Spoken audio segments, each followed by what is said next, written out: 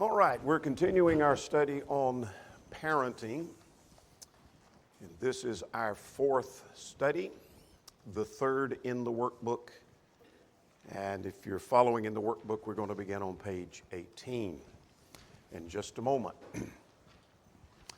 Our focal point here is love your children by loving your mate. One of the fundamental principles about the home and the family that impresses me as time goes on, and we'll say more about it as we get into our study, is some of the best material that you will ever study on the home and the family is any study on godly living. I want you to get that point, that any study that you want to do, the best study you want to do on having a good, godly family. Some of the best study you will ever do is just a good study on godly living.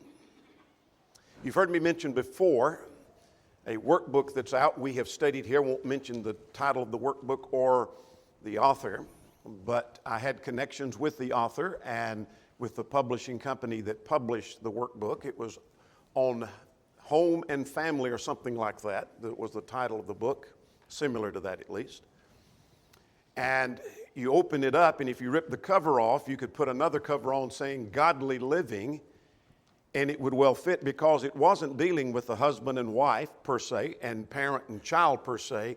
It had to do with principles of Ephesians and Colossians, etc., of godly living. And I'm emphasizing that because that's what this lesson is going to be about, as the example we set to our children. So you want to love your children, you do that by loving your mate. And we'll see more about that here in just a second. All right, I mentioned one more time, if you're interested in reading this book that I've recommended, it is out of print. It's available on our website. If you want to take a look at that, that will be gone as of December, end of December. All right, we're listing rules. These are somewhat simplistic at times. They may be more involved at other times. They're not in sequence. By that I mean we may deal with a young child in one. We may deal with a teenager in another. These are just some basic rules of raising children. So rule number 7 is that parents, that is the mom and the dad, should always be united on rules, discipline, on teaching and goals. Would you agree with that? Why? You can't have one parent tell them it's okay to do one thing, and the other parent say it's not, and they can't agree with each other, so that child's going to be confused and look maybe somewhere else for answers. All right. As immature as a child may be, they are wise enough to see a crack or a little difference between the mom and the dad, and they will go right in the middle of that and try to make that wider and bigger. Because they can detect they're not agreeing on discipline, or they're not agreeing on the rules, or they're not agreeing on what I should be taught or the goals that we have. Any other comments on that rule?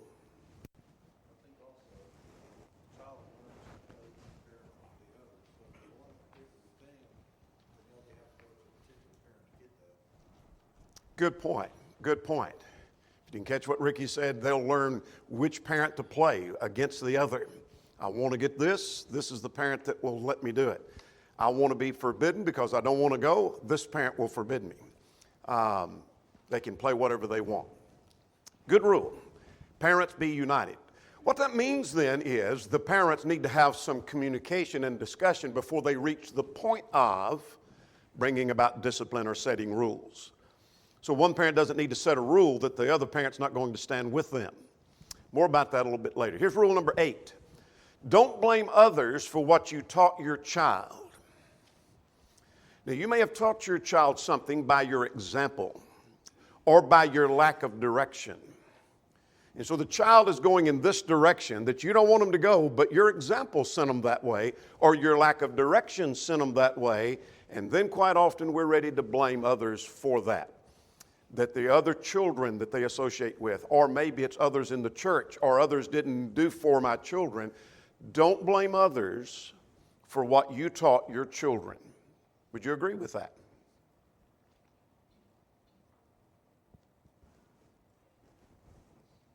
Good rule? Let's move on. Let's go to page 18 now and work through our workbook, and we'll develop this as we go along. In the introduction, basically the 5 points on the screen are in the introduction before the first major point. And so let's look at some introductory things here.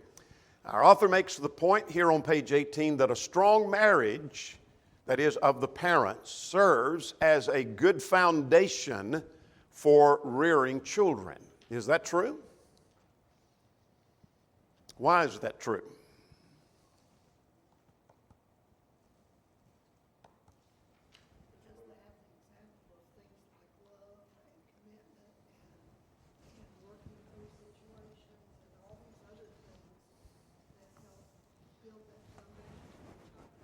All right, very good.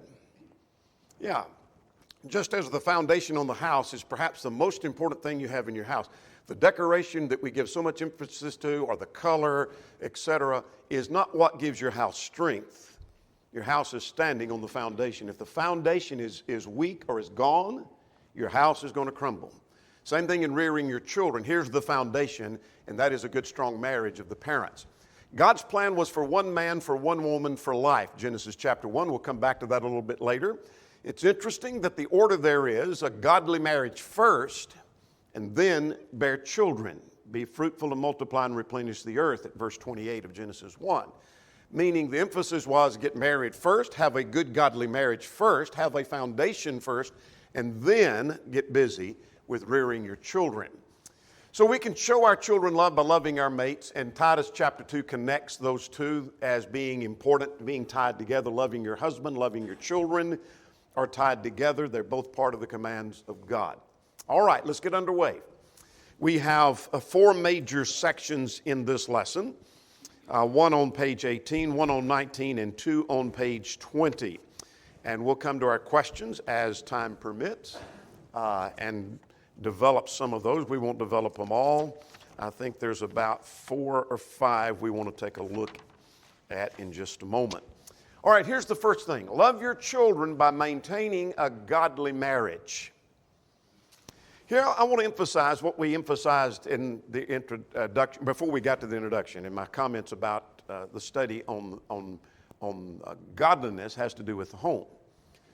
And that is, we're ready to raise children, or we're thinking about in the future of raising children. You say, I want some good materials. What can I do to ensure that my children are going to turn out right? And so we've recommended some things like Dobson's book, the book of Proverbs, Gwendolyn Webb's book that we have on our website. But again, I want to emphasize, you say, I want to make sure my children turn out right. Well, just make sure you have a good, godly marriage and a home that is directed by God's Word, and they will turn out right. Would you agree with that? That's the general rule. Are there exceptions to that? Sure. But the general rule is, you live godly, have a good, godly marriage, your children will turn out right, as a rule. Agree with that? All right. Let's develop this thought here. Our author, and we're just developing his thoughts here in the workbook. On page 18, first column there, in the first paragraph, marriage built upon God's Word will result in children being raised in the right way. God's plan is to be married once for life. There are exceptions to that, where you might remarry if your mate dies. You might remarry if your mate has committed fornication, but God's plan was for one man, for one woman, for life. That's Genesis chapter 1, Genesis chapter 2, and Matthew chapter 19. I want us to take a look at Matthew 19 for that principle. At verse 3, the text says, here was a question that Jesus was asked, can a man divorce his wife just for any reason? Remember that question? And Jesus' answer beginning at verse 4 was, have you not read? In other words, the answer is going back to the beginning. Have you not read that he which made them at the beginning made them male and female? That's one man for one woman for life. Drop down to verse 6. What God has joined together, let not man put asunder or separate. So God's plan was for one man for one woman for life. Marriage is honorable. And what I want to suggest, our author doesn't develop all of this, but some of this is developed in the workbook. It's in the home where children learn about love. It's from the parents and their marriage where they learn to care. It's from watching their parents is where they learn about what a home is and what a family is and their concept of a family. And so if they're raised in a dysfunctional family, they think that's what a family is. If they're raised without one of the parents, that's where they get the idea that that's norm in the family. If they're raised with a mom and dad, that's where they get the idea this is the norm of a family. This is where they develop their concepts of a home and a family. This is where they learn how to be happy, what happiness is based upon. So that's the importance of this marriage relationship. Now let's move on to talk at the bottom of page 18, last paragraph on the first column. There are problems when children are raised without a set of godly parents. By a set, without a mother and a father. Now there's some parents, because of maybe the death of a mate, because of the immorality of a mate, now they're left to rear their children on their own.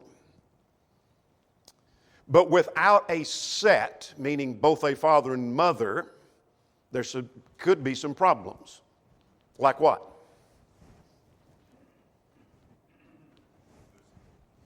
Could be discipline.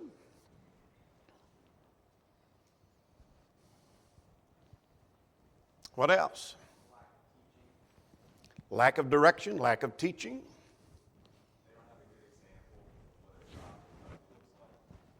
Yeah, they may not understand what a godly mother is because she may not be there, or a godly father because he may not be there. All right, good point.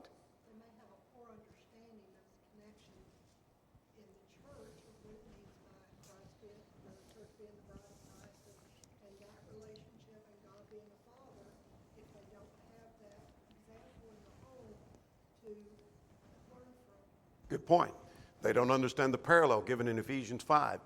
Here's some statistics our author cites. Out of wedlock birth increased 511% from 1960 to 1997, which means something's going wrong in the home and in the marriage. That's what we're learning from that. That's the point I want you to see.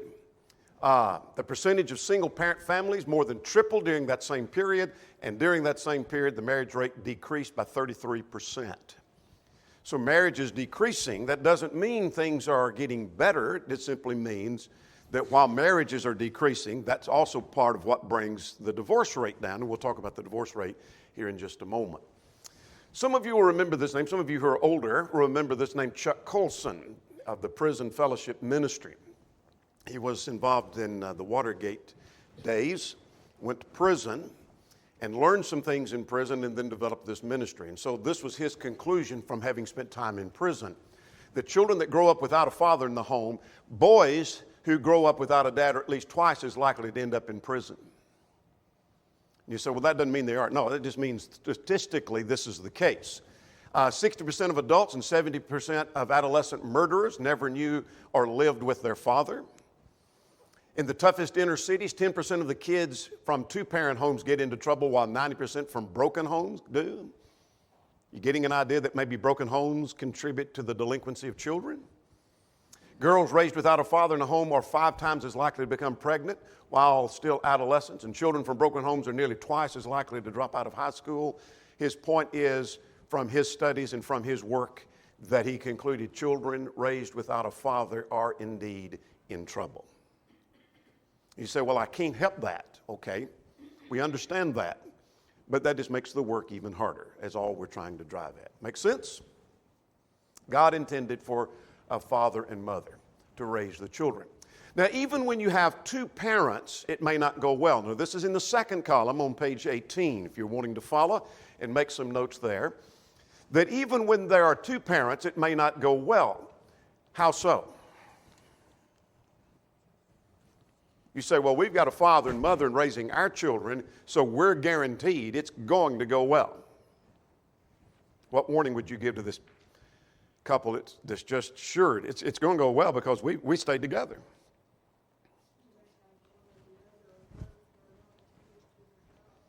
All right? One or both may not be attending to their job or their task. This passage in Proverbs talks about a child left to himself brings his mother to shame. Remember that? I mean, they neglected the job. They're there, but they neglect the job. And consequently, that brings shame. And so as our author suggests, if you've got a marriage that's not built upon the Word of God and doesn't have this godly home, then fix the problem if you want to rear and raise your children. Now we're still on page 18. Maintaining a godly marriage takes time together. What's meant by that? This is at the bottom, just under the picture there. Maintaining a godly marriage takes time together.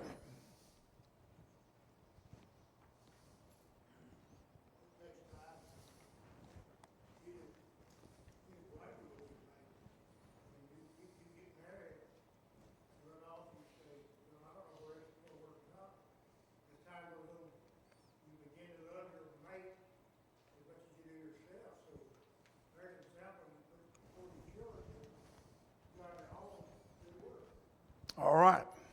Very good. Our author cites these passages. I want you to focus, while there's more in these passages than this point, our author cites these from the vantage point that you cannot understand and make application of these texts without understanding the father and mother need to spend time together. For example, Proverbs 5, rejoice in the wife of your youth. Now that's in the context of not seeking a harlot, but seeking this relationship with your mate. But to say the least, it says you spend time together. All right, Ecclesiastes 9, live joyfully with the wife with whom thou lovest.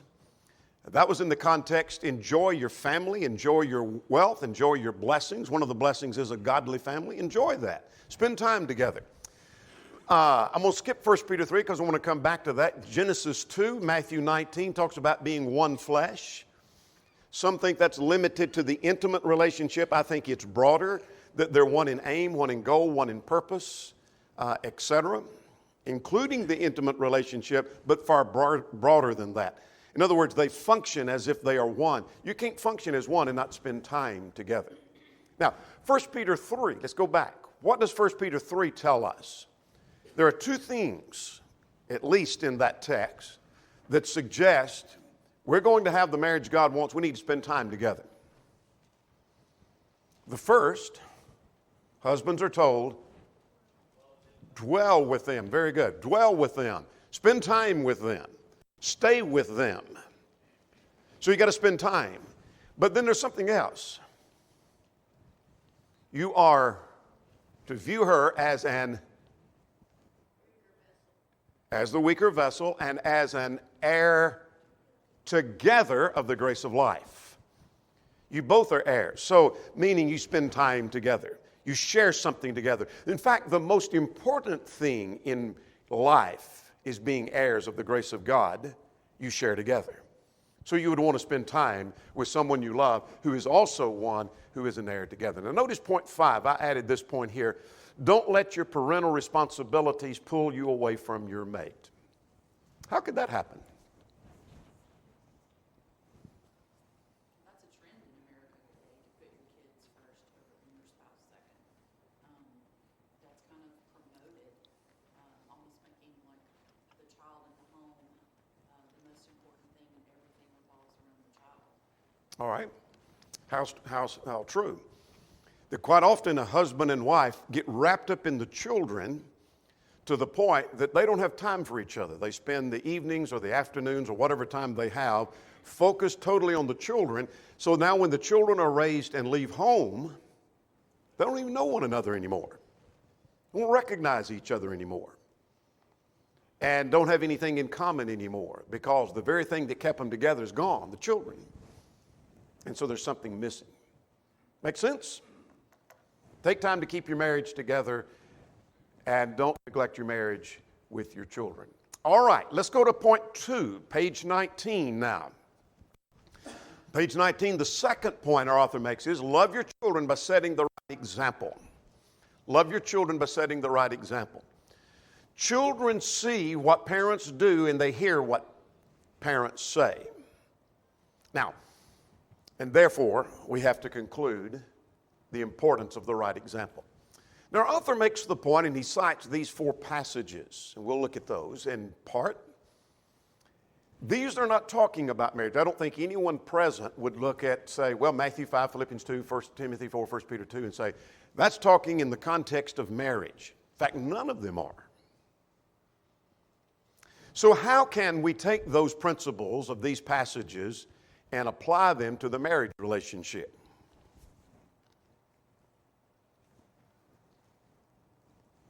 Let's take Matthew 5 first. Matthew 5 is talking about the kingdom of God. That's the subject in the Sermon on the Mount. And Jesus said, you're the salt of the earth and you're the light of the world. Those 2 illustrations are saying you are example to others. You're an example to others. Let your light so shine before men that they may see your good works and glorify God. So here is the way the gospel in part is spread by your example. Now, what would you say about that fitting in marriage if someone said, I don't think we need to apply that to the marriage relationship of the parents being examples to children? What would your answer be? Like you said earlier about godly living, this is how we're to live, and this is the example that we show our kids. All right. This is how we show to our children. If our example doesn't apply to being an example to your children, my question is, where does it apply? I need to be an example to my neighbor. I need to be an example to my coworkers, but I don't need to be an example to my children. If it doesn't apply to the children, why doesn't it apply to parents being an example to children? Let's go to 1 Timothy 4 and verse 12. We don't have time to notice every one of these passages. Be thou an example of the believer. In other words, Paul is telling Timothy, don't just tell people what a believer is and what he does. Show them what a believer is and what a believer does. And then he gives them some specifics in word and faith and spirit and purity, etc. Now, if that doesn't apply to the parent teaching the child, here's what you need to be, here's how you need to behave, but also show them that. Make sense? Then why does it not fit? All right. Now let's move on. We're still talking about this point. We're on page 19. If you want to know what your children will turn out to be in the future, our author suggests, take a good look at yourself, just look in the mirror. Because in all likelihood, they will turn out to be just like you showed them. Now, we're going to wear this passage out, and do not apologize for that. Nearly every author so far has cited this same verse. And I've got a chapter in this book, and I think, if I remember right, I cited this verse. We all cite it, I think. Ezekiel 16:44, which says, like mother, like daughter. Children turn out to be just like they saw in their parents. Not always, but that's a rule.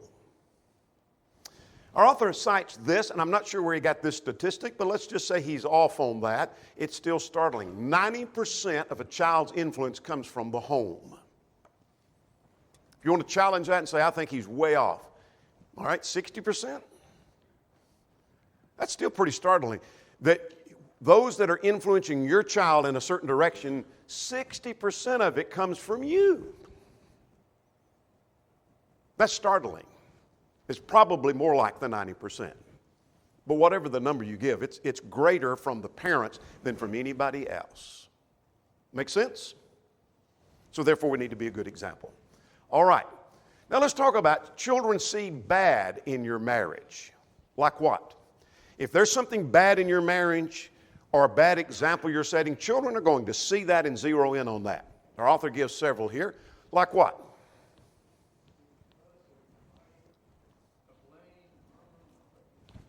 Yeah. They're going to know when you're fussing. They're going to know when you're mad at each other. They're going to know when you use profanity. They're going to know when you're tearing each other down and tearing others in the church down. By running people down is what we mean by that. They're going to hear that murmuring and complaining. They're going to hear the insults. They're going to take note if you're lazy. And they're going to learn that same principle. They may end up being lazy. They're going to see character flaws. They're going to see dishonesty. Character flaws, that is like in Galatians 5, the works of the flesh. They're going to see all of that. And so they're going to see the bad in your marriage. All right? But children also see the good in your marriage. Like what? I was just thinking about the fighting. I read somewhere, I don't know who it was, but they had the suggestion that your children actually need to see you in disagreement coming to a resolution so that they know how to do that. You need to show them how to fight fairly, because you're always going to have conflict with more than one person, but it's how you deal with that and showing them how to deal with that. All right. What good do you see? Good do your children see in your marriage? Do what?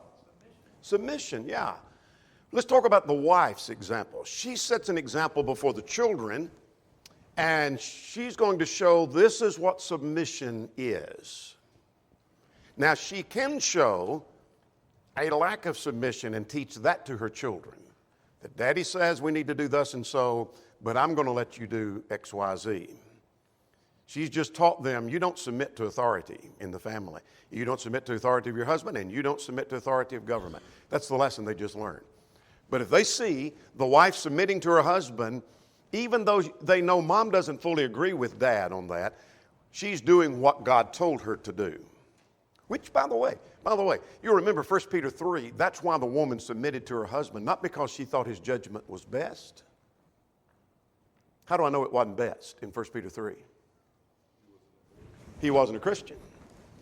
And yet she submits to him because of her fear of God. Remember that in the context? And the children are going to see, this is why I submit to daddy. This is why we do what daddy wants us to do, is because we're trying to follow God. They're going to see this respect she has for him. See that she reverence her husband. She's a helpmeet for him. What does that mean? She's a help. Not a helpmeet, but a help meet or a help suitable.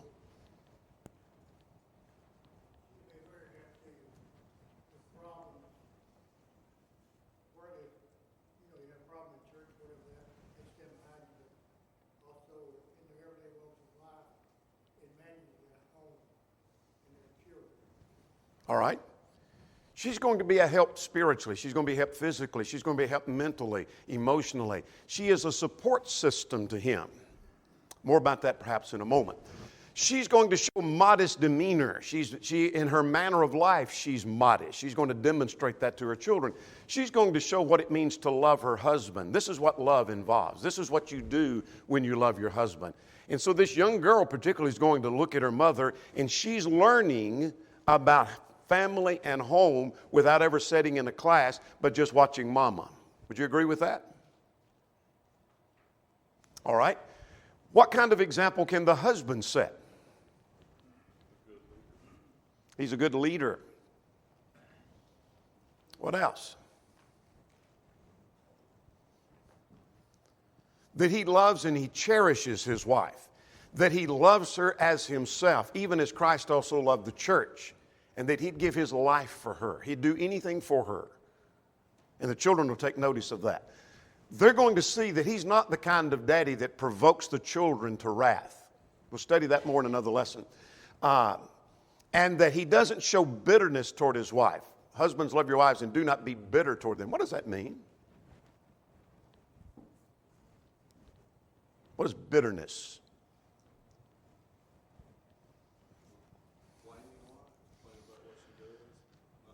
All right, it can involve his bitterness, which is hatred, really. Same word for hatred, despisal, that he has no respect for her. Have love for her and care for her and concern for her, and don't have a lack of concern and care or bitterness or hatred toward her. Now that might be shown by his complaining, by his being harsh in his leadership. I'm not looking for any one answer. I'm just looking for, yeah. His tone, very good. How he handles her, how he deals with her, whether he talks gently or harsh or commanding to her. What else? Say again. Yeah. How he talks about her to other people. Does he run her down behind her back, or does he speak and extol her with kindness? Yeah, he dwells with her according to understanding. And he leads as one responsible. Now, cite Ephesians 5. Husbands are the head of the wife.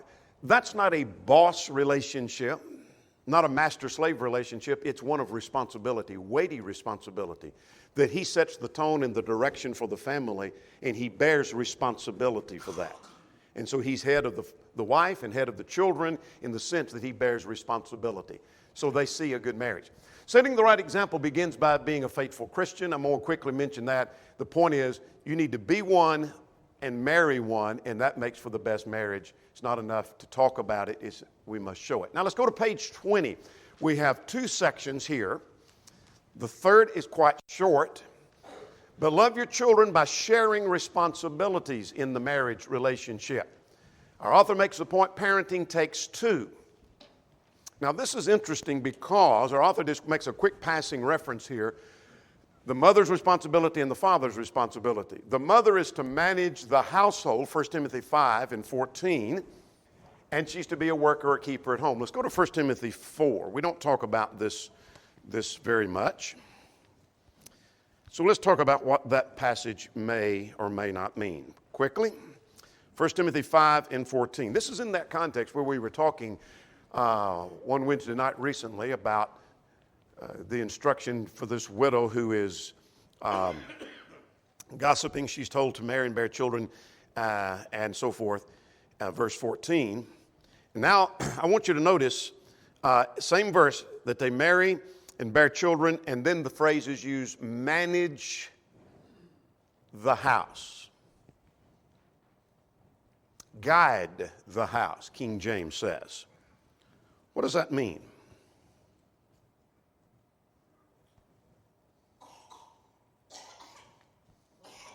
It's more than cleaning and cooking. So those are part of it. It's managing who's in the house, whatever that would include, today it's pets and whatever else. It's kind of like the main one that kind of takes care of that situation. Yeah. Just as always, I start with word definitions when I'm looking at a passage before I start with anything else or translations. She's to manage, the New King James English Standard. She's to rule the household, American Standard. That's a correct rendering of that. Manage their homes, another translation. Keep the house, New American Standard 95. I'm just glancing over several translations. Guide the house, King James. It can have reference to rule, management. That doesn't mean she has control over the father because he's to be the head of the wife. But she's in charge of the management of the household. I think parallel in part to Titus 2 and in verse 5. She's to be a worker, a keeper at home. She manages the household affair. He's busy doing other things, and he has some responsibility, but she manages the household affair. And so there is responsibility she has. And we'll come back to her in a moment. The father has some responsibility. What's laid upon him? Making sure the children are getting what they need for their spiritual. Yeah, their training, their teaching, and their training, their admonition is laid upon the shoulders of the father. Now, generally, whether it's right, wrong, good, or bad, most of the training is done in the home by the mother, but it's laid on the shoulder of the father. We'll come back to that. He's to lead and set the direction for the family, 1 Peter 3, Ephesians 5. Now, here's the point. Let's move on from that, because here's the point the author is trying to make. It's a serious problem when either neglect their responsibility. The mother neglects the home, the father leaves all the training to the mother, or the father's too busy for the children, or they don't support one another, or they don't help because they think it's not their job. Here's the point. The author is making the point, you share the responsibility. The mother may be managing the home, but the father sure can help with that. He's laid upon him the responsibility of guiding and teaching the children. but she sure can help with that. And they can share in each other's load. When parents are setting that example before their children, this is my job, but mom helps with that. This is mom's job, but I help with her. Help her in that regard. What do the children learn from that? Learn to love each other, and they learn to share responsibility. Now, time is running out, so let's go to number 4. This is the final one, page 20. Love your children by remaining committed. The divorce rate shows that many, if not most, are not committed. The divorce rate has doubled since 1960. America has the highest divorce rate. These are some of the statistics our author has shown. 1 out of 10 are divorced. The number of children involved in 1995 in divorce relationships, the parents were divorced, was over 1 million. 3 out of 5 divorced couples have at least one child. The point is, children are involved many times in divorce. Now, the divorce rate has dropped. It's down. But nonetheless, much of that's because the marriage rate is down, is also part of the reason for that. So godly couples need to be committed to each other. And I want to notice one passage here. I'm going to notice 3. I'm going to change my mind.